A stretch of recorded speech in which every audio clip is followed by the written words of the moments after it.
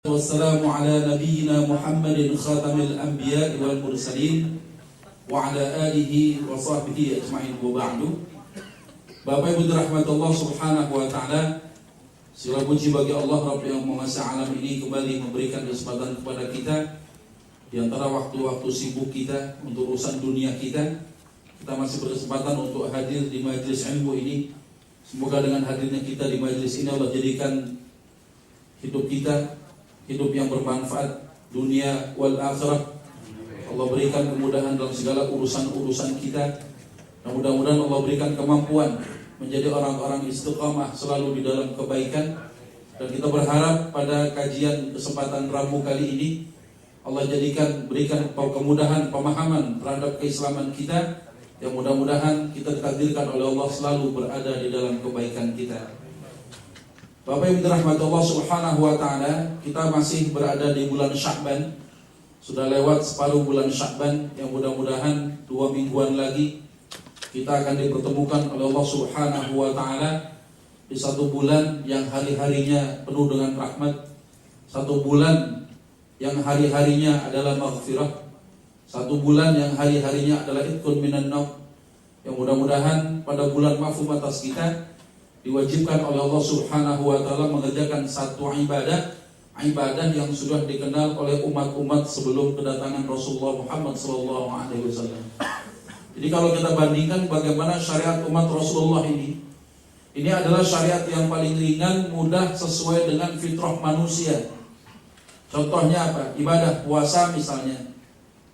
Kalau kita mau bandingkan ibadah puasa kita dengan puasa Nabi terdahulu, semisal Nabi Allah Daud alaihissalam, bagaimana Allah subhanahu wa ta'ala tetapkan ibadah puasa terhadap umatnya Nabi Daud alaihissalam untuk berpuasa sehari, kemudian sehari berbuka, selang-seling sepanjang hidup mereka sampai meninggal dunia. Tapi buat kita umat Rasulullah SAW ini hanya diwajibkan dalam sebulan saja. Kita bandingkan dengan puasanya Siti Maryam. Ketika beliau bernazar di hadapan Allah untuk berpuasa, salah satu ritual puasanya adalah dia tidak berbicara kepada orang lain. Lihat puasa kita, sebulan penuh dalam setahun, hanya sebulan aja. Di samping gak makan, gak minum, ya menahan syahwat kita, namun tidak ada keharaman untuk kita bicara. Kita bisa bayangkan kalau siang-siang gak bisa ngomong, yang kerja gak bisa kerja, yang parkir mobil mungkin periwitan doang kedengeran, ya, yang dagang gak bisa menjajakan dagangannya, sulit sekali. Tapi subhanallah, ya begitu mudahnya syariat umat Rasulullah ini. Namun berapa banyak orang-orang yang ada penyakit di hatinya masih gak mau juga dia melaksanakan ibadah puasa di bulan Ramadan. Bahkan tidak malu-malunya dia makan dan minum di hadapan orang yang sedang berpuasa siang hari di bulan Ramadan. Udah dosa kepada Allah, dosa pula karena gak imsak, ya, gak menahan segala hal yang batalkan di hadapan orang yang sedang berpuasa, walaupun sejatinya dia gak puasa gitu. Dosa kepada Allah, dosa pula kepada manusia karena menodai kesucian bulan Ramadan. Maka pada kesempatan ini, sebagai bagian daripada ritual tahunan, ya, yang kadang-kala ada hal-hal yang tercecer, terlupakan, sekedar merefresh ingatan kita, yang kita sama berharap pada kajian ini ilmu kita nambah, pemahaman kita meningkat, dan ibadah kita, puasa kita tahun ini lebih baik daripada puasa di tahun-tahun yang lewat. Untuk itu mari sama-sama, ya, sedikit sebagai awalan kita akan melihat bagaimana perkara-perkara yang Allah wajibkan atas kita terkait dengan puasa di bulan Ramadan, terhadap hal yang membatalkan puasa dengan hal yang tidak membatalkan puasa. Ada 4 keadaan batalnya puasa, ya, di mana ulama mengkategorikan ada 4 hal yang membuat orang ini batal puasanya. Pertama, ada orang melakukan hal yang membatalkan karena dia lupa. Sebagaimana Rasulullah SAW, beliau pernah sampaikan di dalam satu hadis akhrajahu al-Bukhari wa Muslim. Kala Rasulullah SAW, man nasiya wa huwa sha'im. Barang siapa yang dia lupa padahal dia lagi puasa, fa'akala aw syariba, kemudian tiba-tiba dia makan atau minum, apakah kemudian orang batal puasanya karena lupa? Tidak. Fal yutimma shaumah, maka sempurnakan puasa dia, lanjutkan puasa dia. Fa innallaha at'amahu wa saqah. Karena semuanya Allah Subhanahu wa taala yang memberikannya makan dan minum. Jadi salah satu hal, kalau ada orang yang melakukan sesuatu membatalkan puasa karena dia lupa, maka tidak membatalkan puasa. Itu makan dan minum. Kalau jima gimana kalau lupa? Ya, jima siang hari di bulan Ramadan, suami istri lupa dia jima. Ya, nah ini termasuk jima siang hari di bulan Ramadan. Kalau dia beneran lupa, bukan pura-pura lupa. Ya, atau salah satunya ingat nggak bilangin. Ya, bagaimana puasanya? Kalau beneran lupa dua-duanya, maka kias ini digunakan ya sebagai kias tidak batalnya puasa seseorang ketika dia jima siang hari di bulan Ramadan. Tapi ada kewajiban di mandi janabah ya untuk melakukan ibadah yang membutuhkan toharoh dia. Ya, jadi bukan pura-pura lupa. Atau pas ingat nanggung. Nah, gimana nih? Lagi nanggung ingat. Ya, Bang, kita lagi puasa, Bang. Berhenti. Ya, walaupun siang-siang masih ngedumel itu muka biarin dah. Ya. Nah, ini kadang-kala ingat di tengah, berhenti. Kalau diterusin, batal puasanya, ya wajib diqadha, juga dia bayar kifarat 2 bulan berturut-turut. Ini hati-hati nih. Ya, jadi sesuatu pokoknya yang lupa aman. Sesendok lupa, 2 sendok lupa, sepiring sampai belum ingat juga. Ya, dia pikir apa itu? Mungkin pagi-pagi atau siang-siang, ya banyak makanan, lupa dia padahal dia baru makan sahur tadi subuh. Dia makan sepiring 2 piring, piring yang ketiga dia baru ingat lagi puasa. Ya, atau misalnya teringat ada di dalam mulut. Apakah kemudian dibuang atau ditelan? Kira-kira gimana? Kalau dia ingat masih di mulut, dia apain? Dibuang. Kalau tertelan, maka batal puasa. Ya, jangankan yang masih sesendok, juri ya, ada rendang sejuri nyelip di gigi aja. Ya, tiba-tiba lidah kita iseng gitu ngorek-ngorek meluncur ke tenggorokan, batal puasa. Ya, nanti kita akan bahas makan dan minum itu ternyata tidak harus selalu berupa makanan atau air. Ya, kalau antum lagi naik motor, ya ngejar waktu masuk kantor ngebut, lupa pakai masker, tiba-tiba ada daun masuk ke mulut. Ya, masuk ke mulut, meluncur ke tenggorokan, batal nggak puasanya? Batal. Ternyata hal yang membatalkan, ya berupa pengertian definisi makan itu adalah melewati batas tenggorokan ke dalam, baik disengaja maupun tidak disengaja. Ya, demam batu, ya bagaimana nunggu ngabuburit, ya sambil gosok batu, tiba-tiba batunya digosok gerindanya. Begitu keras batunya mental, kelodan batu dia. Kira-kira batal nggak bahasanya? Batal. Ya, kelodan batu. Kira-kira kalau orang puasa siang hari di bulan Ramadan, kalau dia tidur telentang, batal nggak puasanya? Batal. Ya, sambil tidur telentang, tang ditelan. Jangankan tang gundu aja kelodan. Ya, jadi kalau ada orang ketelan sesuatu itu bukan termasuk makanan, melewati tenggorokannya, ini membatalkan puasa dia. Ini kalau lupa aman, ya. Kemudian yang berikutnya, yang kedua, melakukan hal yang membatalkan karena salah. Dia ingat tapi salah. Salah bagaimana?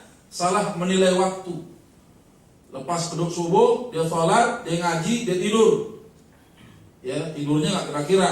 Sampai lewat zuhur dia nggak sholat, waktu asar dia nggak sholat. Ketika lihat jendela mendung, dia pikir apa ya? Dasar orang rumah nggak bangunin gua katanya. Udah maghrib nggak bangunin, akhirnya ngapain? Ngambil kopi, ya ngambil gulanya, dia aduk, dia ngudut. Wah, asik begitu kan? Gak lama berapa menit kedengaran azan, udah isya katanya. Walau isya tuh baru maghrib, gitu ya.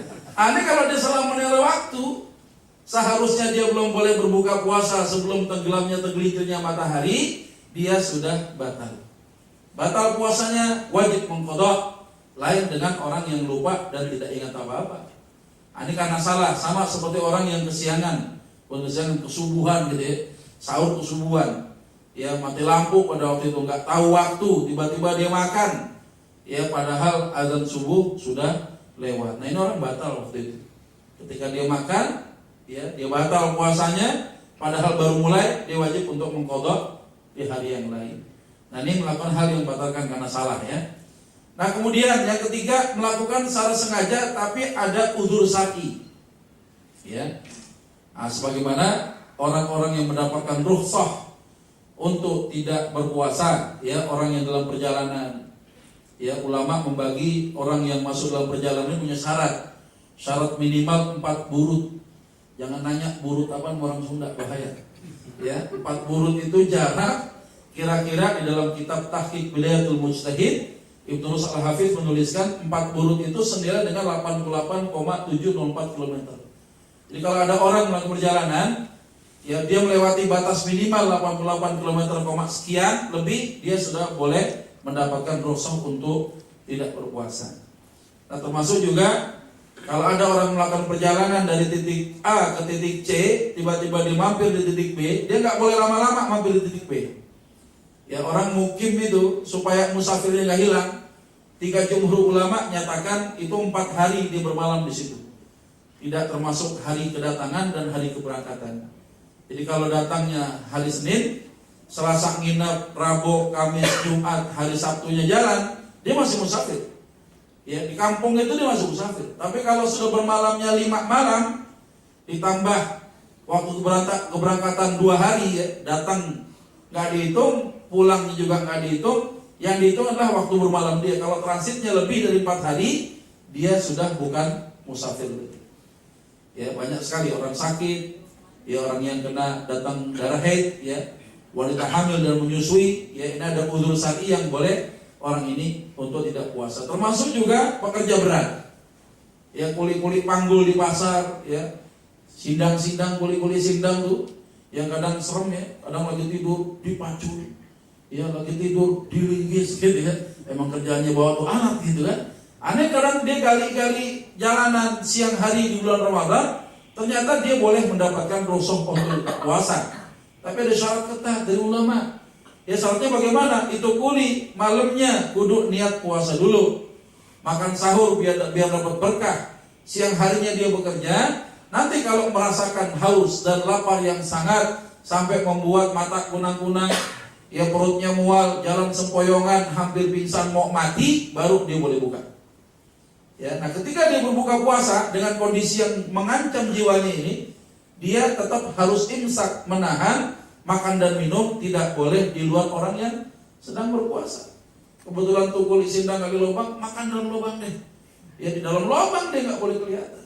Ya, yang dapat rukhsah saja nggak boleh menodai kesucian bulan Ramadan, makan dan minum di hadapan orang berpuasa. Nah, bagaimana hukumnya orang yang berdagang makanan siang hari bulan Ramadan?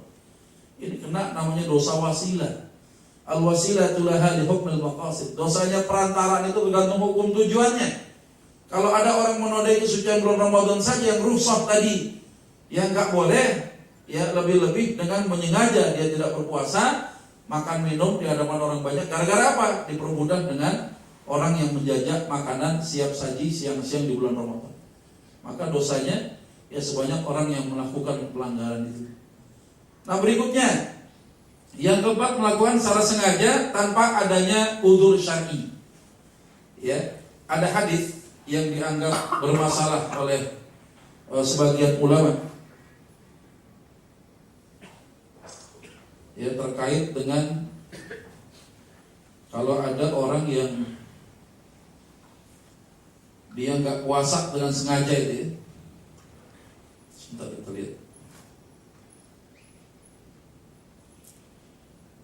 Ada matan berbunyi begini: Man afqara yauman min Ramadan min ghairi rukhsatin.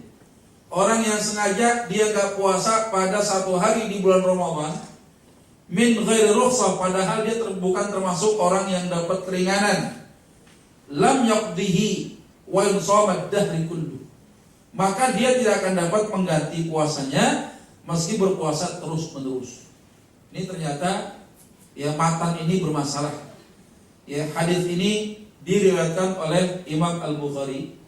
Bahkan Imam Al-Bukhari sendirilah yang mendhaifkan hadis ini pula. Ya, maka sebagian ulama, ya, kemudian terjadi perbedaan pendapat terhadap kuat atau tidak, ya, jalur riwayatan matan hadis tadi. Ada sebagian yang menganggap ini dhaif, ya, sehingga kalau ada orang yang tidak sengaja saja masih wajib untuk mengqadha puasanya, maka orang yang secara sengaja kemudian ditinggalkan puasa mau bertobat kepada Allah, ya dia wajib mengqadha juga.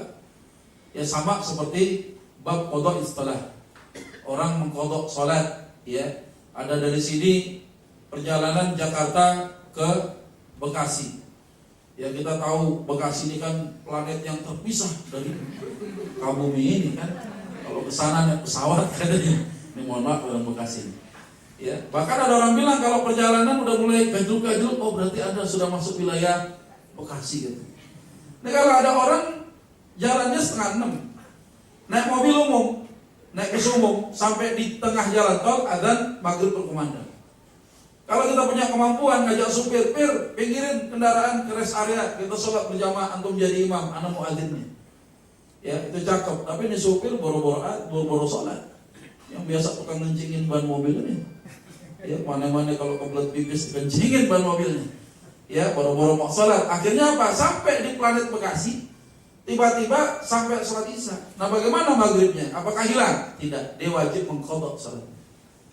Ya, nah yang tidak sengaja saja wajib mengqadha salatnya, apalagi yang secara sengaja ninggalkan salat, maka kewajiban itu bertingkat. 4 ulama menjadi pendapat jumhur ulama, ya wajib untuk mengqadha salat kita. Sekalipun ada ulama kontemporer, ulama-ulama khalaf yang menyatakan kalau ada orang yang sengaja meninggalkan salat, dia nggak perlu mengqadha, cukup tobat sama salat sunnah saja. Ya, ada ulama pendapat sebagian besar ulama, jumhur ulama nyatakan tobat, qadha salat juga. Nah, buat kita bagaimana al-khuruj minal khilaf, keluar daripada perselisihan ulama, tobat juga, salat sunnah banyakin juga, qadha salat juga main juga. Nah, jadi dua ulama itu dipadukan. Ya, ternyata rukhsah ini tidak hilang. Nah, jadi kalau ada orang yang secara sengaja dia ninggalkan ya ibadah puasa ini, dia masih wajib untuk mengqadha puasa dia. Nah, cuma nanti perkaranya adalah bagaimana kalau ada orang yang mengqadha puasa kemudian dia nggak bayar gitu ya, nggak bayar sampai ketemu Ramadan tahun berikutnya.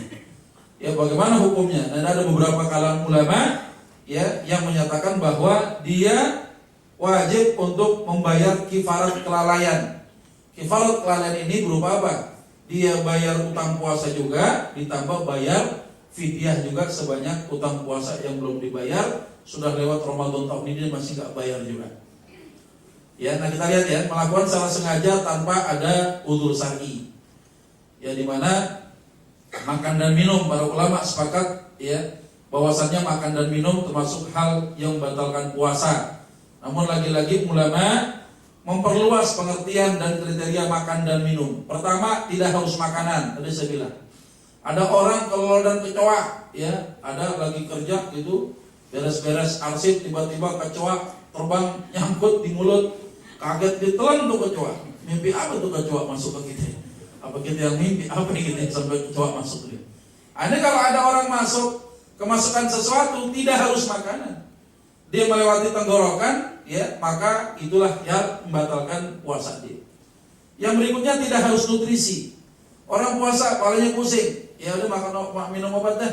Walaupun nggak pakai air gitu, diambil obat dia telan, tetap ya hal ini termasuk makan dan minum yang melewati tenggorokan ini membatalkan puasa kita.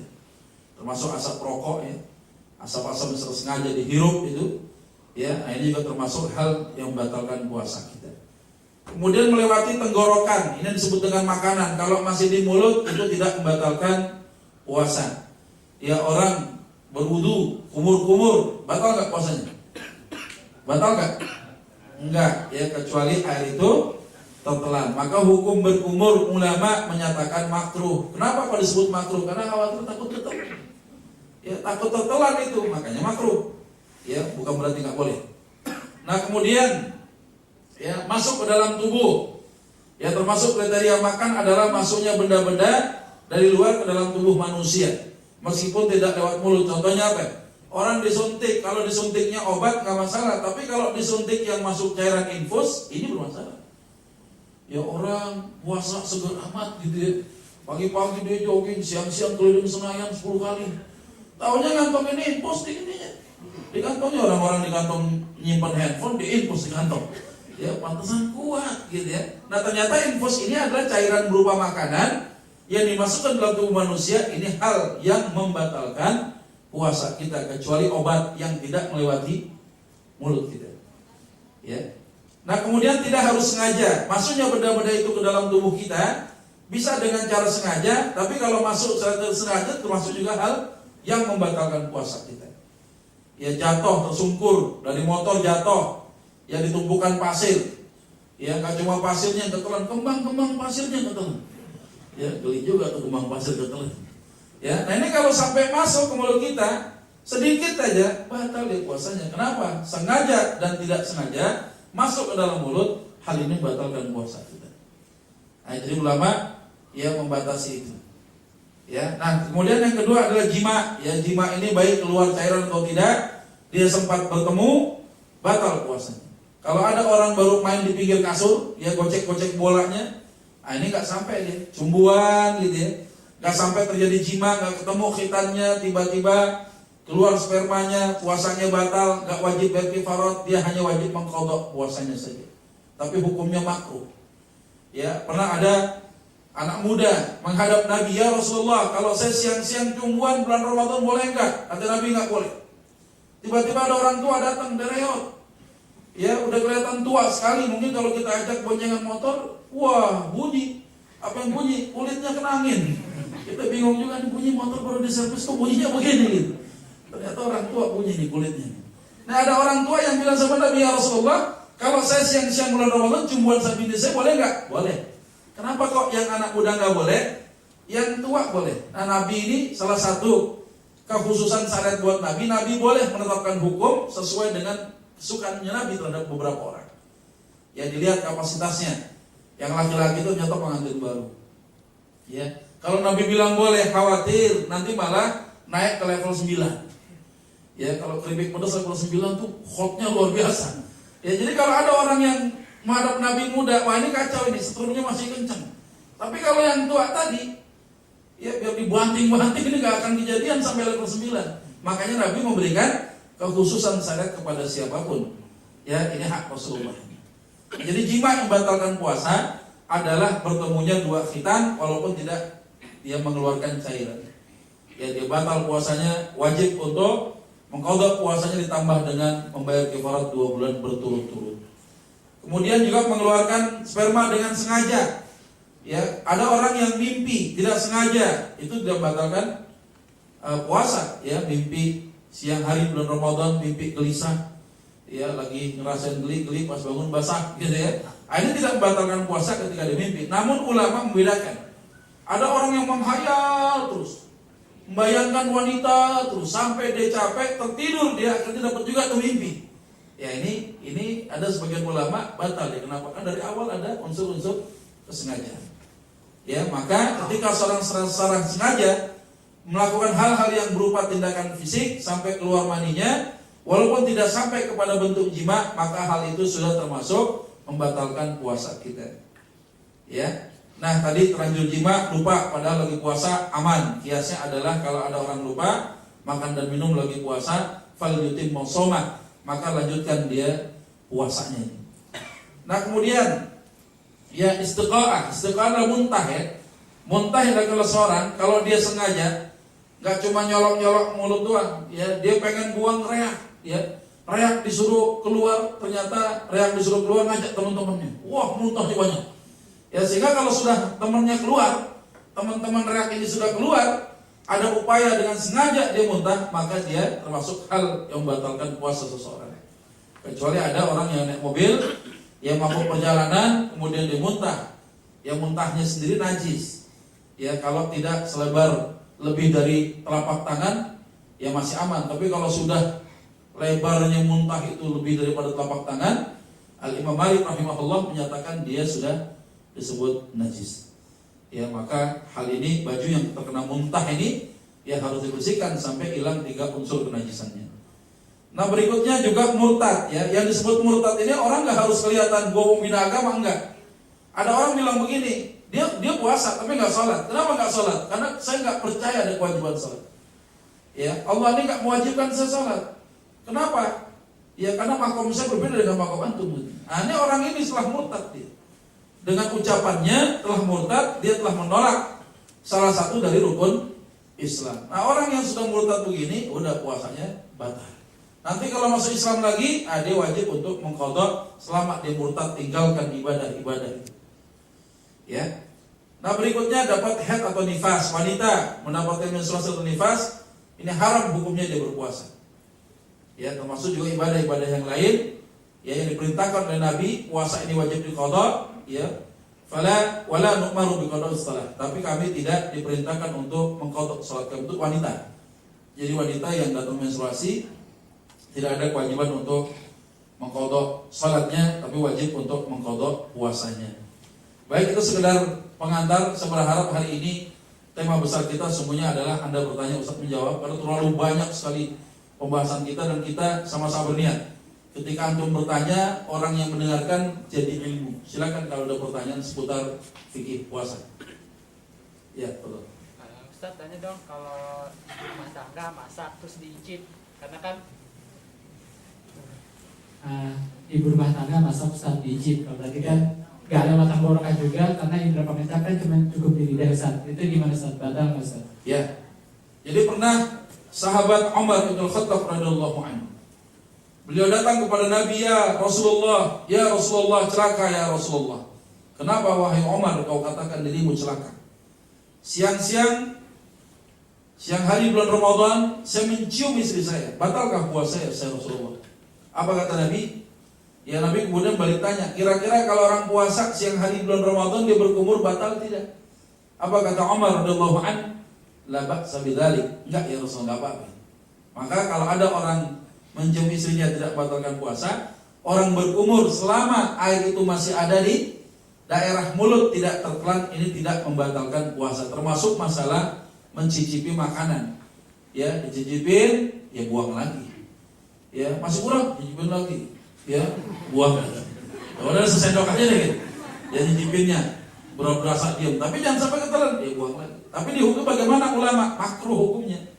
Kenapa sih kurang disuka? Ya khawatir ada yang tertelan. Jadi cicip makanan boleh. Ya, artinya sekedar merasai masih ada di lingkungan mulut, kemudian dikeluarkan lagi. Ya, hukumnya boleh, namun makruh, kurang disuka, khawatir ada yang tertelan. Ada lagi yang lain, silakan. Ya.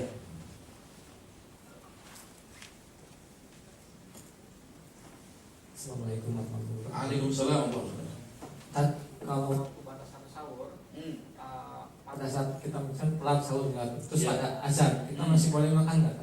Ajib nih pertanyaannya. Udah berapa kali antum melakukan itu? Coba sering-sering gitu ya. Kita lihat ya, ada hal-hal yang cukup menjadi tradisi yang menyimpang di masyarakat terkait terhadap makan sahur ketika azan berkumandang. Sebentar. Biar kita lihat ada hadis yang bermasalah terhadap istinbat hukumnya yang kurang tepat gitu ya.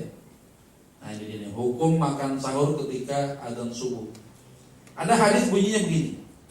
Idza sami'a ahadukumun nida' wal inamu 'ala yadihi.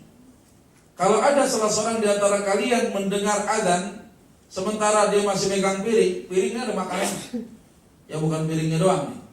Ya fala yadhmu, maka jangan diletakkan itu piring, selesaikan makan hatta yaqdi hajatahu minum. Selesaikan makannya baru kemudian dia menyegerakan ibadah. Nah jadi masalah adalah hadis ini, apakah ada hubungannya dengan puasa atau tidak? Ya. Nah sementara yang kita tahu bahwasannya batas imsak itu kapan sih? Orang mulai tidak makan, tidak minum, menjaga hal yang membatalkan puasa dari kapan? Adzan subuh, bukan jadwal imsakiyah ala Indonesia. Ya, cuma di Indonesia doang. Antum ke Malaysia nanya, imsak jam berapa sih? Kagak ngerti. Orang Arab ditanya, kapan imsak? Kagak ngerti. Ya, cuma ada di Indonesia. Kenapa? Muslimnya banyak doang.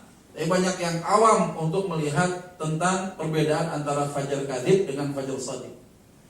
Ya, Jadi batas imsak yang asli itu bukan 10 menit sebelum subuh. Ya kalau 10 menit sebelum subuh masih boleh makan minum nggak? Masih. Jima masih boleh nggak? Boleh. Cuma 10 menit men. Jangan lebih. Ya nanggung azan berhenti udah. Cuma nanti kita lihat kalau ada teman kita yang mukanya suek gitu ya, ini berarti ditanggung nih, nanggung udah ada.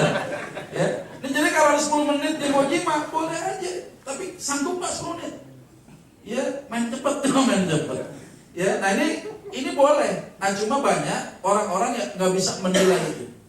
Nah sehingga ulama-ulama lokal di Indonesia ya udah memakai ijtihad lokal untuk ada lampu kuning jadwal imsakiyah. Tapi disikapi oleh masyarakat seakan-akan jadwal imsakiyah itu orang udah berhenti ngapa-ngapain.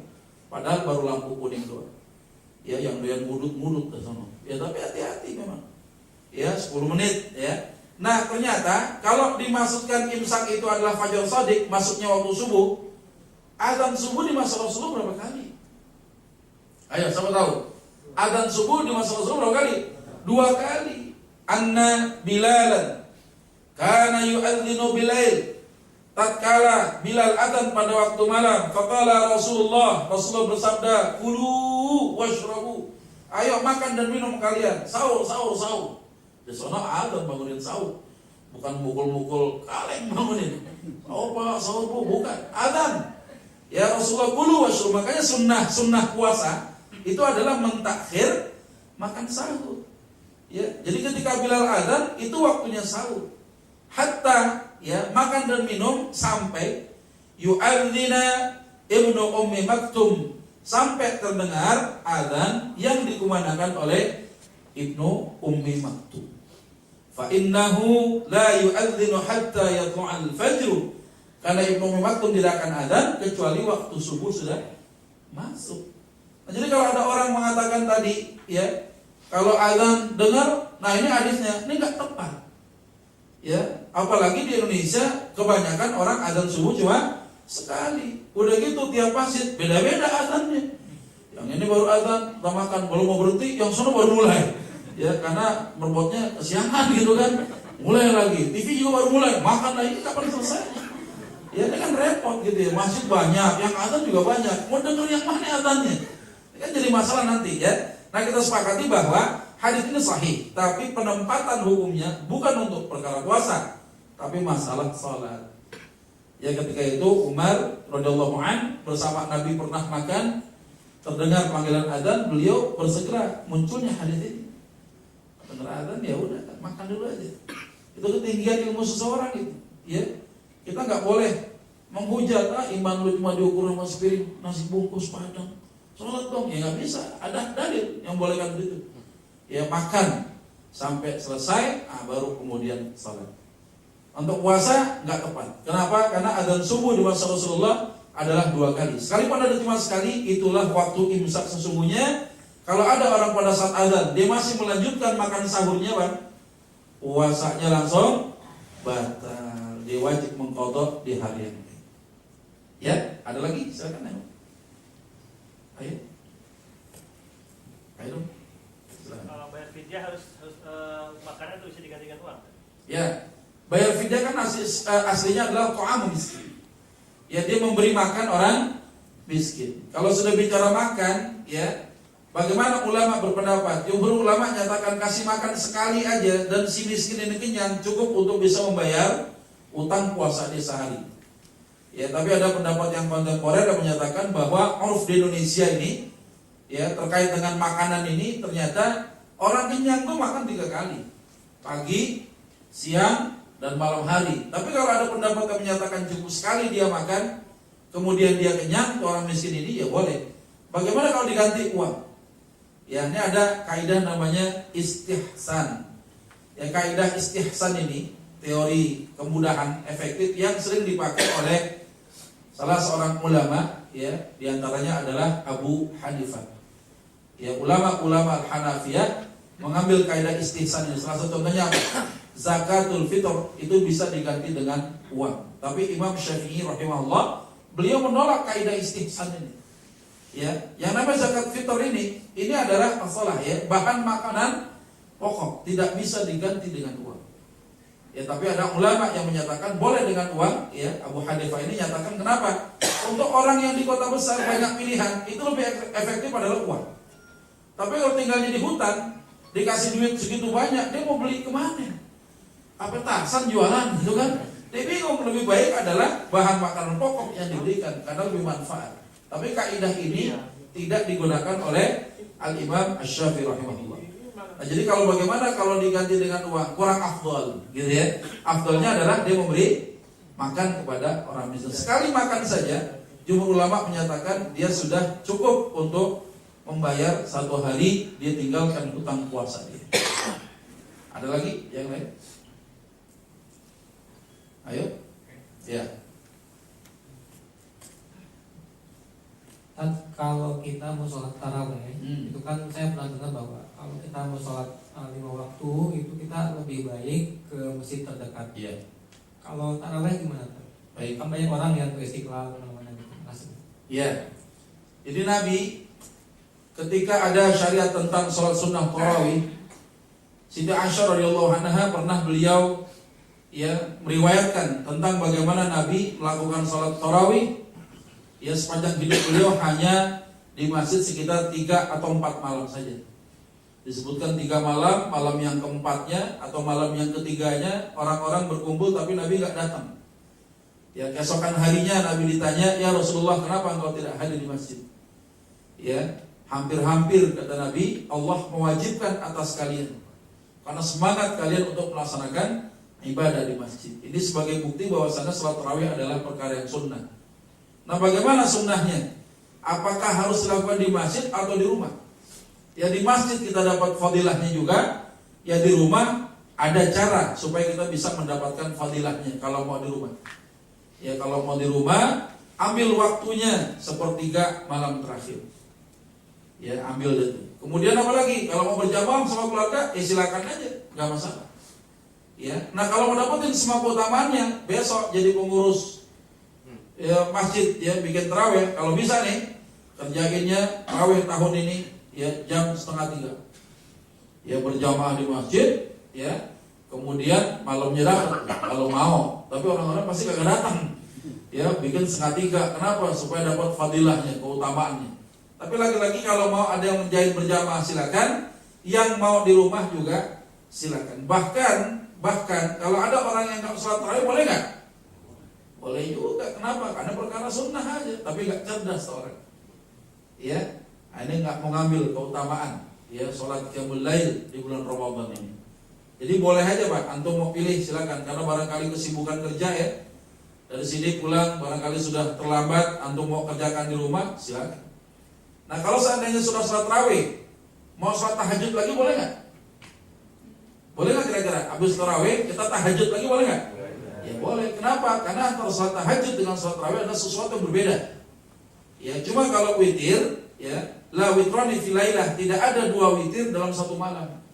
Kalau misalnya antum berjamaah di masjid sholat tarawih, antum witir di situ, sekalipun ada hadis yang menyatakan bahwa witir adalah penutup sholat malam, ulama nyatakan itu bukan lafaz yang mengharamkan sholat setelah sholat witir.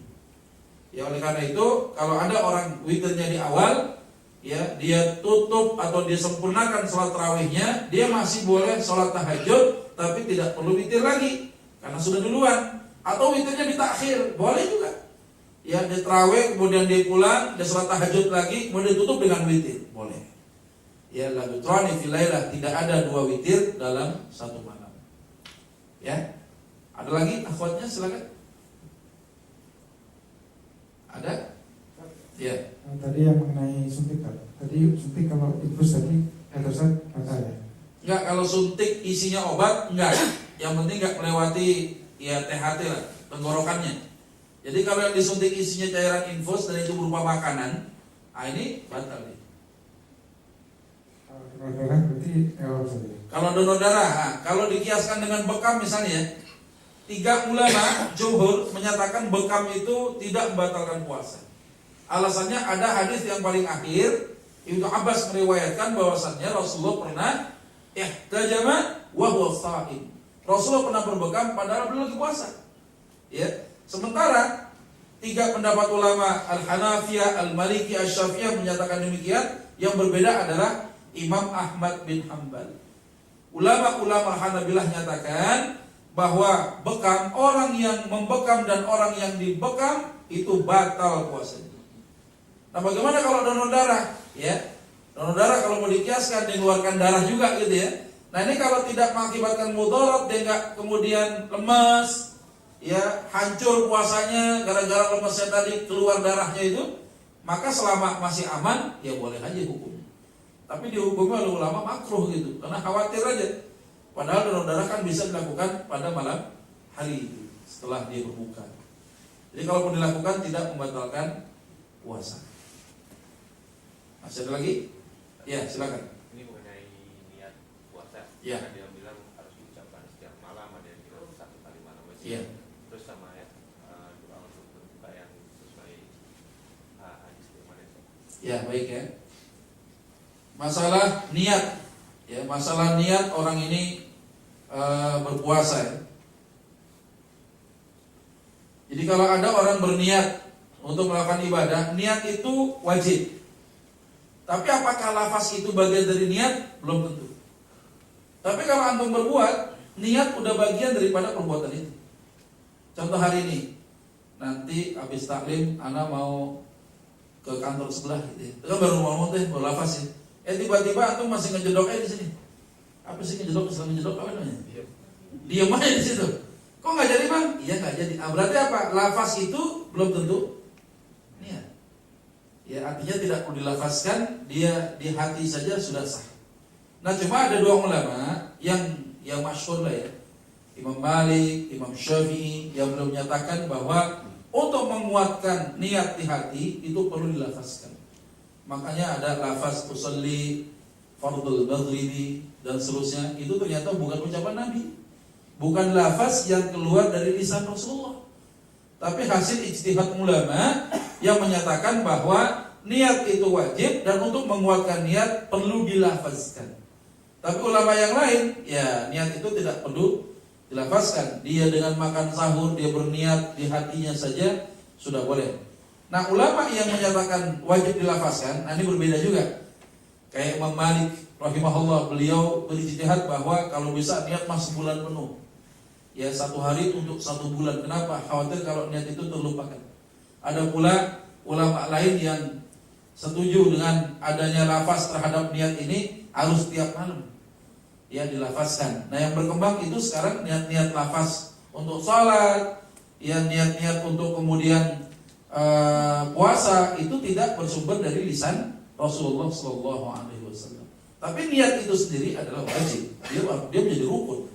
Ya orang puasa berniat, niatnya bergeser, batal puasanya.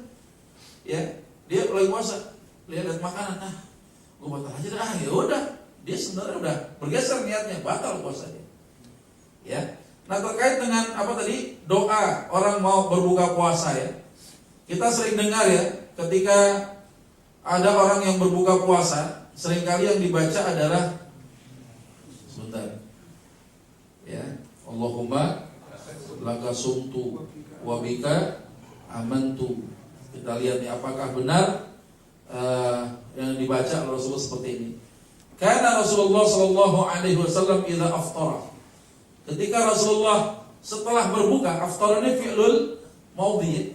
Jadi Rasulullah batalkan dulu baru doa. Ya jadi kalau ngundang ustaz untuk iftar bersama, ya beliau sedang menyampaikan ceramahnya, gak usah gerabak kerubuk takut gak bisa buka maghrib. Nanti panitia tuh siapkan sebelumnya. Ada air 3 butir kurma sekedar untuk membatalkan. Jadi kalau ada tausiah nantinya pas adzan ya udah batalin dulu, kemudian berdoa, lanjutkan lagi, gak gerabak kerubuk ya, mau diatur nanti panitia itu. Nah apakah benar Rasulullah mengucapkan ini?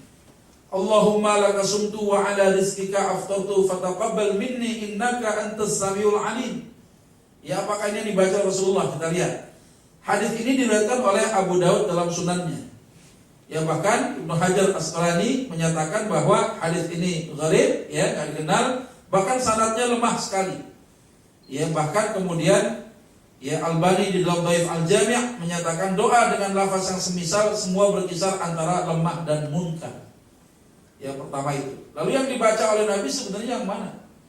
Karena Rasulullah sallallahu alaihi wasallam idza aftara qala dhahaba al-dhama'u wa batalatil 'uruq wa thabata al-ajru insyaallah. Nah, ini di sahih. Ya. Nah, kalau mau baca ini ikutin sunnah Nabi. Kalau yang baca tadi boleh nggak? Ya boleh juga, asal jangan bilang itu dari Nabi. Ya boleh aja. Kalau itu baca begitu, sampai ngajarin guru aneh. Emang ada ininya? Ya nggak apa-apa kan. Perkara doa yang tidak terkait dengan ritual batal tidaknya puasa seseorang ada masalah. Apakah seorang mengatakan doa ngadu seperti ini kemudian pahala puasanya jadi bermasalah? Nggak juga. Ya, baca ataupun tidak baca, hal yang membatalkan puasa seseorang apanya? Berbukanya itu. Perkara doanya ini sunnah. Kalau mengikuti Nabi, ya dhahabal dhama'u wa batalatil 'uruq wa thabatal ajr insyaallah. Ini sunnahnya begitu. Ya, baru kemudian kita berdoa kepada Allah sebanyak-banyaknya. Yang mau pergi haji minta, ya, yang mau ngasih kontrak kasih tuh rumah Allah. Yang mau nikah lagi minta. Ya, hari-hari dikasih lagi. Ya, nah, ini luar biasa. Doa nih dakwatul lauturat. Ada doa yang tidak akan pernah ya terhalang di hadapan Allah adalah ketika seorang yang dalam keadaan berpuasa dia berbuka. Buka dulu. Ya jangan sebelum berbuka dia berdoa. Atau dia kemana-mana. Ya orang udah ngambil lontong 5 dia masih doa aja. Ya nggak dapat sunnah. Ya takjil itu masuk takjil ada disegerain. Ya makanya penting sekali disegerakan itu. Ya, jadi termasuk ini ya. Nah, apakah boleh kita menggunakan Allahumma laka sumtu bika amantu? Ya boleh-boleh aja. Karena nggak ada hubungannya dengan masalah ritual puasa itu sendiri. Yang tidak boleh ya berdusta atas nama Nabi mengatakan hadza wa kadza ini daripada sampai Rasulullah padahal hadisnya bermasalah. Ya, tapi kalau keluar begitu silakan aja karena tidak ada hubungannya dengan batal atau tidaknya berpuasa karena doa. Ada lagi? Ada lagi? Terakhir ya, ada sekarang kita sudah masuk lebih daripada nisfu Sya'ban. Nisfu itu setengah, Sya'ban itu bulan Sya'ban. Sudah tanggal berapa nih? 16-an ya.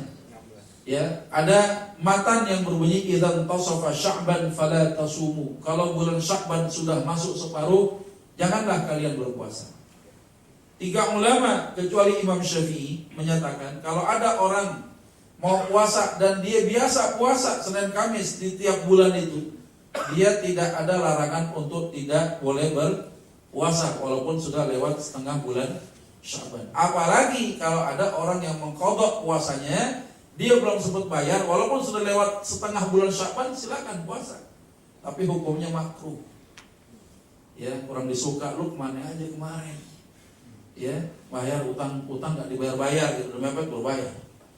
Ya, tapi kalau Imam Syafi'i bilang haram hukum. Kenapa kok terjadi perbedaan pendapat? Ada yang makruh, ada yang haram. Ini terkait terhadap kuat atau tidaknya jalur periwayatan satu hadis ini. Sebagian ulama menyatakan ini dhaif, sebagian ulama menyatakan ini hasan. Ya, sehingga istibat hukumnya berubah-ubah. Maka ada ulama yang mengharamkan, ada ulama yang memakruhkan saja. Ya, nah ini berkembang di masyarakat seperti itu. Nah, termasuk tradisi nanti masuk seminggu sebelum Ramadan H-7 ada tradisi apa? Nyadran apa namanya? Nyekar ya. Ini bagaimana hukumnya? Ya, ini nahaitukum an ziyaratul kubur fazuruha. Dulu kata Nabi, aku melarang kalian ziarah kubur, tapi sekarang ziarah kubur. Ya, berziarah kuburlah kalian. Untuk apa? Mendapatkan ibrah kematian. Ya, ziarah kubur hukumnya sunnah. Kapan saja boleh. Yang tidak boleh adalah mengkhususkan diri pada waktu-waktu tertentu, seakan-akan puasa kita nanti nggak sah kalau nggak ziarah. Ini muncul kebid'ahannya di situ. Belum lagi perilaku orang-orang hari ini. Ya, dengan menabur bunga, dikiaskan sebagaimana Rasulullah ketika marran Nabiyu sallallahu alaihi wasallam biqabrain. Nabi pernah lewat 2 kuburan, dua-duanya lagi disiksa. Ya, tapi yang disiksa ini salah satunya bukan perkara yang besar. Ya, salah satunya adalah la yastatiru minal baul, dia enggak cebok ketika dia buang hajat itu. Ya, kita nih buang air kecil, ceboknya enggak bersih. Nabi mendengarkan orang di sisa kubur itu. Sampai kemudian beliau menebas ya batang kurma, pelepah kurma, kemudian dibelah menjadi dua, ditancapkan di dua kuburan ini. Beliau berdoa, semoga Allah meringankan siksa kepada si penghuni kubur ini, ya, minimal sampai pelepah kurma ini ya kering gitu ya. Kalau sudah kering ya sudah. Nah, jadi masalah yang sakti bukan kurmanya, yang sakti bukan pelepah kurmanya, yang maha sakti Allah, tapi doa seorang nabi yang dijawab oleh Allah. Ya, bukan karena bunganya. Ya, orang sekalipun bicara kuburan ini paling mahal. Saya pernah diajakin daerah Karawang itu ada San Diego apa? Itu mahalnya luar biasa, paling murah 80 jutaan. Ya, atau ada yang 1 miliar, yang 2 miliar, tapi si mayat nggak merasakan kemegahan itu. Karena dibutuhkan oleh mereka adalah doa orang yang masih hidup. Apalagi kalau sampai tabur bunga dengan alasan bunga ini berzikir. Kenapa sebungkus 2 bungkus atau kontainer aja dia? Gitu. Ya, tapi ini kan jadi masalah sampai kemudian disiram air gitu ya. Air ini awalnya di Madinah makam baki, karena dulu ya sampai sekarang memang makam baki itu berpasir kan. Kalau nggak dituang air, ya tanah itu nggak ngikat, dia akan ketiup angin. Ya, sehingga perlu disirami air untuk mengikat tanah kuburan. Tapi sekarang sudah berubah, air sudah berubah jadi air mawar. Ditanya kenapa? Biar adem di kuburan. Lu beli aja ada kelas AC-nya. Ya, bahkan sampai nisannya dibersihin dengan ya air mawar tadi. Berharap itulah wajah ibunya. Bahkan ada orang yang mau nikah datang ke makam ibunya, dibawa calonnya, mak, akhirnya air aku juga mak. Mak lihat dah calon akhirnya, mak seneng nggak? Mak seneng nggak mak gitu? Kalau dijawab kabur nggak? Kabur.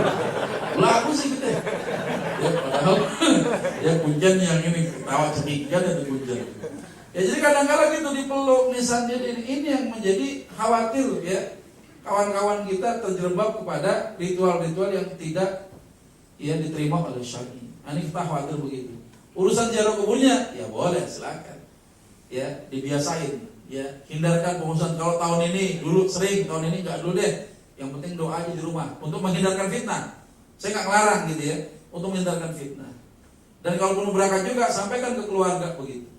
Nah biasanya yang jahat lagi di kuburan apa? Yang dijoki nggak cuma joki 3 in 1, doa dijokinya. Ya bayangin mau panjang 100.000, pendek gocap Pak. Ya maksudnya doa panjang mau pendek gitu. Ya dia tahu gelar gitu ya. Ini macam-macam. Kadang bunga kita yang kita tabur itu ketika kita pergi dia apain Pak? Dipomotin lagi, dibersihin lagi, dijual lagi. Ya botol-botol kembang mawar tuh, ya air mawar diambil lagi, dius ulang lagi. Ini banyak sekali orang-orang bisnis di kuburan yang ternyata tidak mendapatkan ibrah akan kematian. Nah, ini paling penting sekali ya, tradisi semacam itu sering kali kita saksikan. Jangan sampai ada ucapan, wah kayak saya kalau nggak ziarah kubur rasanya gimana gitu. Tapi lu nggak puasa gitu kan? Puasanya enggak, kalau nggak ziarah kubur gue takut kualat. Tapi nggak takut kualat kalau nggak puasa. Ya, kejadiannya begitu. Ya, jadi ini yang perlu disampaikan, penting sekali supaya ibadah puasa kita berkualitas. Ya, ada akhwatnya? Cukup? Alhamdulillah. Nah, terakhir. Itu saya dengar hadis yang bagi bulan Ramadan di 10 malam pertama Makfirah Rahmat yang 3 nenek itu. Ya, kita lihat ya. Jadi gini, ada matan yang berbunyi awwaluhu rahmat. Bulan Ramadan awalnya rahmat, wa awsatuhu maghfirah, tengah-tengahnya maghfirah. Wa akhiruhu itqun minan nar, dan akhirnya adalah bebas dari api neraka. Yang mau saya sampaikan adalah matan ini tidak bermasalah, ya. Hadis ini diriwayatkan oleh Salam bin Sawar, kemudian Maslamah bin Saud, ya. Kemudian dari Az-Zuhri, dari Abu Salamah, dari Abu Hurairah sampai kepada Nabi. Ada 6 perawi. Yang bermasalah adalah perawi 1 dan 2. Kita lihat. Ya, seorang perawi bernama Salam bin Sawar, di mana Ibnu Adi, ya seorang kritikus hadis, menyatakan dia adalah mungkarul hadis. Hadis-hadis yang mungkar, ya dia suka berdusta, maka hadis ini tidak bisa dijadikan hujjah. Jangan sampai lagi ada ustaz-ustaz yang membawakan hadis ini di depan jamaahnya. Kalau mau dibawakan, kasih tahu hadis ini yang bermasalah, ada perawinya, jangan sampai menggunakan ya matan semacam itu. Ya. Nah, kemudian juga termasuk Mas Salamah bin Saud ini adalah seorang yang matruk. Kalau matruk ini ngapain sehari-harinya? Dia tukang bohong. Ya, maka matruk ini tingkatannya adalah di bawah maudhu, semi palsu. Ya, hadis matruk ini hadisnya yang banyak ditinggalkan karena nggak kredibel ini perawi. Nah, sehingga bagaimana menyikapi ini? Tadi mukadimah tadi saya sudah sampaikan pesan. Bulan yang seluruh hari-harinya rahmat. Bulan yang seluruh hari-harinya maghfirah. Ya, bulan yang seluruh hari-harinya adalah itqun minan nar. Jadi nggak usah dibagi-bagi 3 begitu. Nah, jadi yang harus kita hindarkan adalah jangan lagi menggunakan lafaz ini. Ya, karena ulama hadis mengomentari ini bermasalah. Tapi kalau dibilang esensi Ramadan itu rahmat, Ramadan itu maghfirah, betul, setiap harinya maghfirah, setiap harinya rahmat, ya setiap harinya itqun minan nar, itu penting sekali kita pahami. Tapi jangan menggunakan lafaz ini. Alasannya apa? Ya. Ini kita harus pahami betul. Kenapa sih kita nggak boleh memakai hadis yang bermasalah ya, apalagi sampai matruk ditinggalkan hadisnya. Ya, kita lihat ini. Ada larangan di dalam Sahih Al-Bukhari ya. Bagaimana Rasulullah sampaikan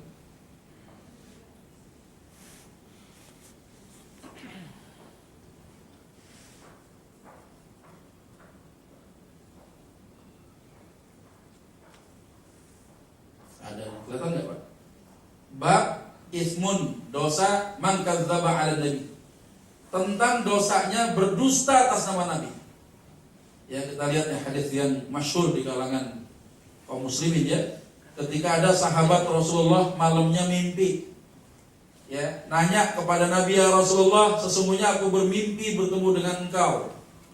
Kata Nabi apa? Wa man ra'ani fil manam, barang siapa yang mimpi ketemu dengan aku, faqad ra'ani haqqan, maka dia betul bermimpi melihat aku. Fa inna syaitan la yatamathal fi surati, karena setan itu gak bisa menyerupai wujudku. Wa man kadzdzaba alayya, barang siapa yang berdusta atas namaku muta'ammidan, dia sengaja, ya, falyatabawwa maq'adahu minan nar, maka tempatnya siap-siap di neraka. Jadi hati-hati itu, kalau hadis bermasalah, sampaikan hadis bermasalah. Ya, yang adil. Ya, udah tahu jangan disampaikan, ini palsu, nggak boleh. Ya, seperti itu. Nah, ini kaitannya dengan bab orang ketemu dengan Nabi mimpi.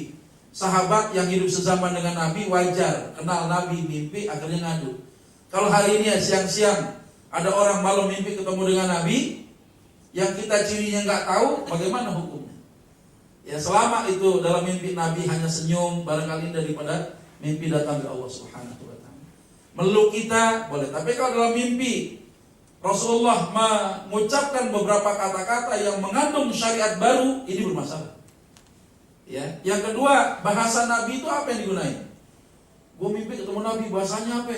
Perasaan bahasa Sunda. Ya, Nabi nggak ngerti bahasa Sunda. Ya, atau bahasa Betawi, gaul banget Nabi, nggak bisa. Ya, ini nggak benar.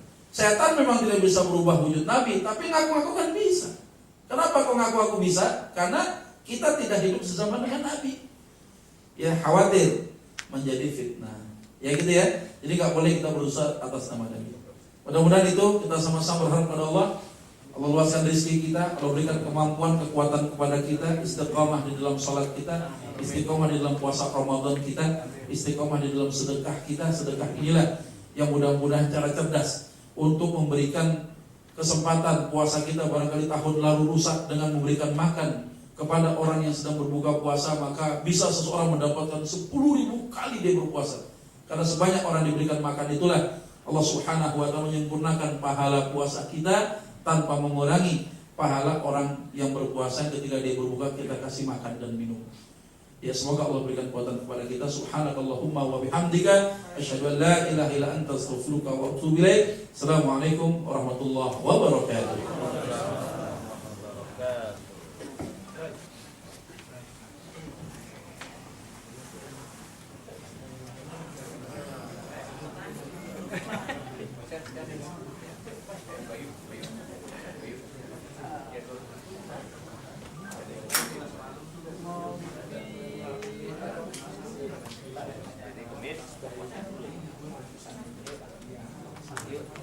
Baik. Kopi materi. Kopi materi. Ada yang bawa itu nggak plastik?